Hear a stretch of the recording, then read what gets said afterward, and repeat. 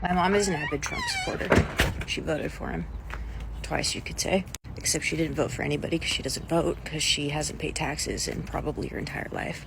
She's on tons of government assistance, including food stamps, $25 a month housing. Hasn't had a job in the entirety of my adult life. And today, that big, beautiful bill was passed. Well, Mom, I know I kicked you out of my life, and I'm aware you're probably spying on me.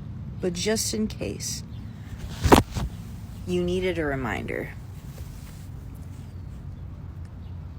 I fucking hate you. Oh, that was brutal. Like, you have to agree with me that that was brutal. But, guys, what do you think about people that don't have a relationship with their family again, cut their families out of their lives because of political beliefs? What do you think? Hey, beautiful people, welcome back to my YouTube channel. Thank you for stopping by, supporting your girl on this channel. So, credit goes to the creators in those videos. And, guys, in today's video, Whereas 95% of the people that live in this community are MAGAs. 95%.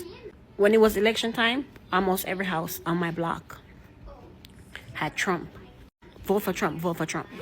And last year around this time, you will hear fireworks going for weeks on. I'm talking about like 2 weeks before July 4th, they start popping fireworks. Now, today, the day before, nothing. Last week, no fireworks. We could hardly sleep.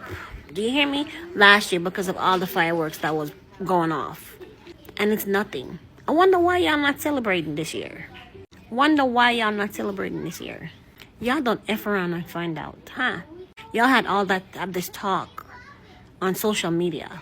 Just the so-called backup. What y'all vote for. But behind closed door, y'all suffering.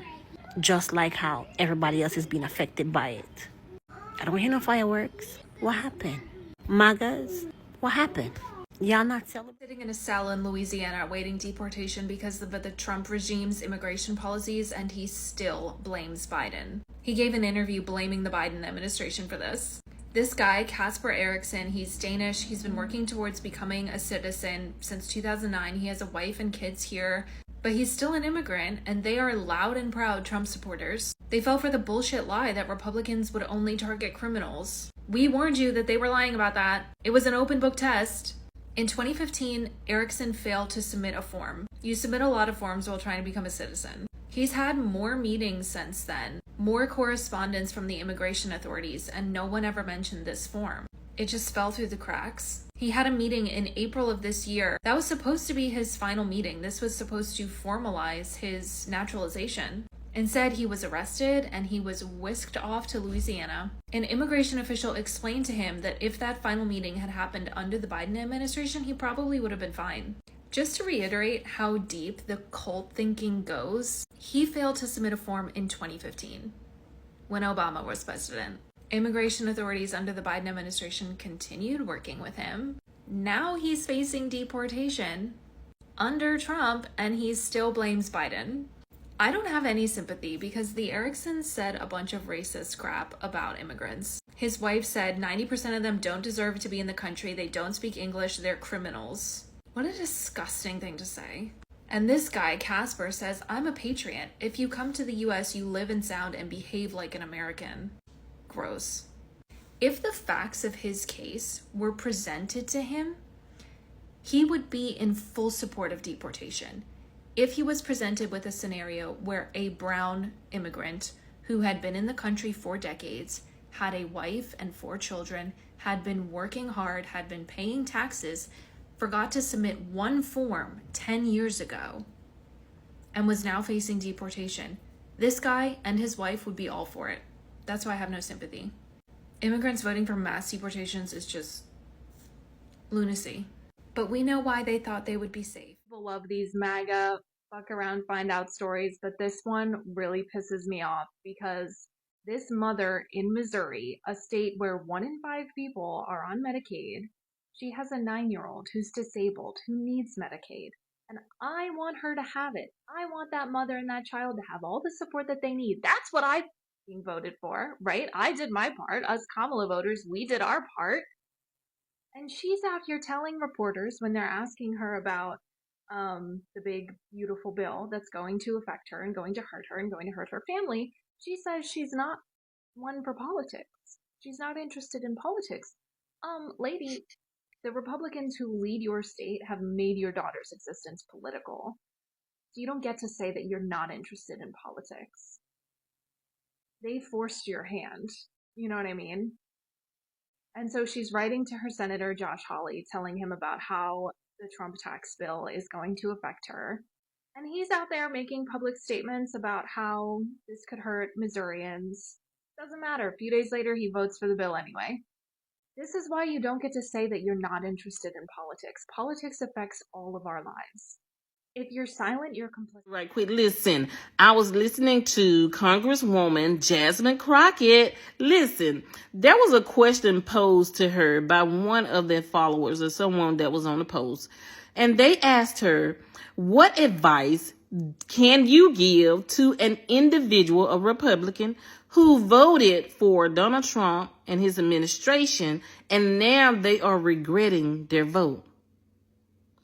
She did not bash them.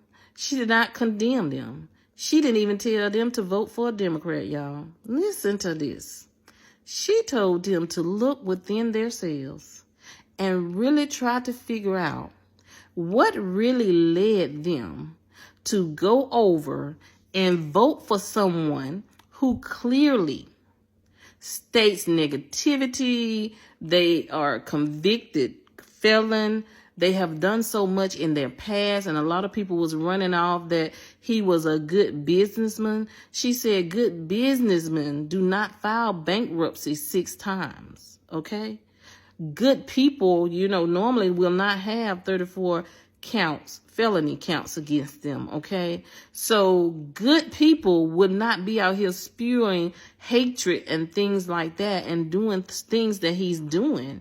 So she said, I would just suggest that you really look within yourself, and then do your research. No matter who you vote for, she said, do your research, read up about them, see if they stand on the side that you really and truly stand on, not what they be out here saying they're going to do this and that and the other, and then they don't do it. She said, because all the things that he ran on and people voted for him for, he has did none of it.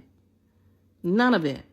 And he said he was not going to tax the people who get tips. Guess what? It wasn't in your budget. It wasn't in that budget. They didn't have none of that in there. Even not taxing overtime. They didn't have that in there either. She said that wasn't on there.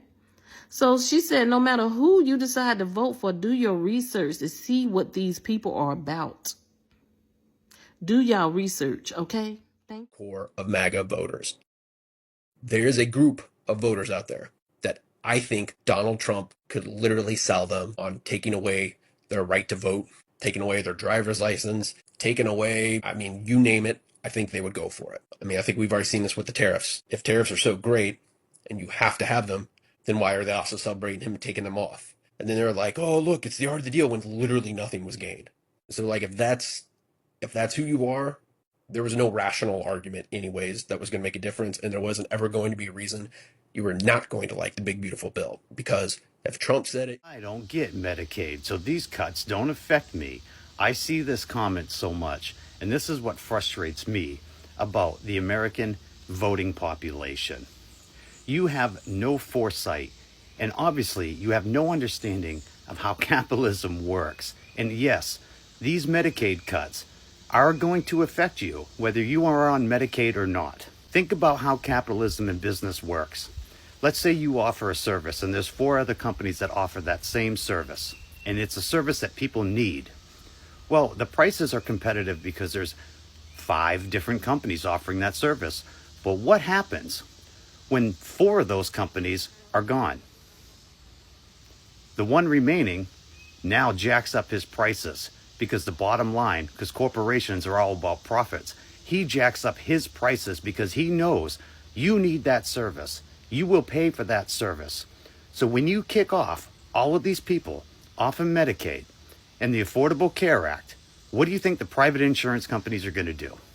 Because they know that these people who were previously getting Medicaid still need insurance for their life-saving medical care. They know they need it. So what are they going to do? They know that those people are going to have to buy private insurance. And so their demand for private insurance is going to go up. And they, because they're greedy corporate bastard billionaires, are going to raise their premiums even more. So the people who already have that insurance, good luck, because your premiums are going up too. I don't understand how people don't have the foresight to see these things coming. All they do is hear one little tidbit of information and they fucking run with it, instead of looking at the unintended consequences of their actions.